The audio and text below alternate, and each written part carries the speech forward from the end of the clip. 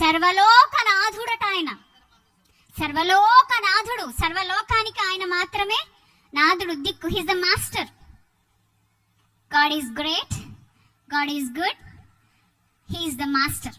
మీకు ఇక్కడ 3 పాయింట్లు వచ్చినాయి. ఇక్కడ సర్వలోకనాథుడు అంటే సమస్తము సార్వభౌమాధికారంతో జరిగిస్తున్నటువంటి గొప్ప శక్తిమంతుడు. ఇది నువ్వు విశ్వసిస్తే మనిషిగా నీ జన్మ నా జన్మ సార్థకమైనట్టు. ఇది అర్థం కాక ఎంతో మంది దేవుళ్ళేడేం లేడని చేతులెత్తేస్తున్నారు. కొంతమంది దేవుడు నేను అడిగి నాకు చేయలేదు కాబట్టి దేవుడు లేడు అంటున్నారు.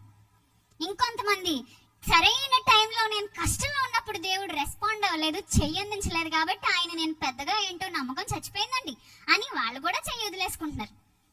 ఒక మాట చెప్పమంటారా? దేవుడు అంటే అంతే. దేవునిని దేవునిగా విశ్వసిద్దాం ఫస్ట్. దేవునిని దేవునిగా మనం స్వీకరిద్దాం ఫస్ట్. దేవునిని దేవునిగా గుర్తిద్దాం ఫస్ట్. దేవుడు అంటే ఒక అద్భుతమైన శక్తి. ఆయన అదృశ్యుడు, అక్షయుడు.